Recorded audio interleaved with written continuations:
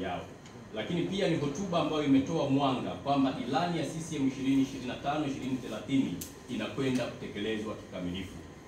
Ndugu wanahabari, pamoja na kutambua kasi hiyo utekelezaji wa ilani ya Chama cha Mapinduzi, vile vile ahadi za mgombea wetu wa urais kipindi kilichopita, ambaye ndiye rais wetu kwa sasa, Mheshimiwa Dr. Samia Suluhu Hassan, leo nawatangazia rasmi kuwa wajibu wetu kama Chama cha Mapinduzi ni kwenda kuisimamia serikali na sio serikali kwenda kukisimamia chama. Chama ambacho kimetafuta kura, chama ambacho kimeunda serikali, sasa tunakwenda kuisimamia serikali kikamilifu.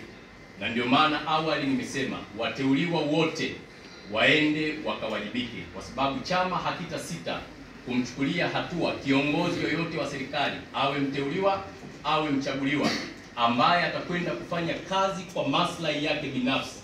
Chama cha Mapinduzi kitakwenda kuchukua hatua. Hivyo nitoe rai kwa waheshimiwa mawaziri, manaibu waziri, viongozi ngazi ya serikali, wakuu wa mikoa, wakuu wa wilaya, wakurugenzi wa halmashauri mpaka kule chini, waende wakafanye kazi ya kuhakikisha matarajio na maono ya Mheshimiwa Rais yanakwenda kukamilika. Mtu asiende ofisini akafanya kazi zake binafsi, akajiangalia yeye na kuacha dhamana ambayo amepewa. Hivyo chama kitachukua hatua kali kwa watendaji wote wazembe ambao watakaobainika. Lakini lingine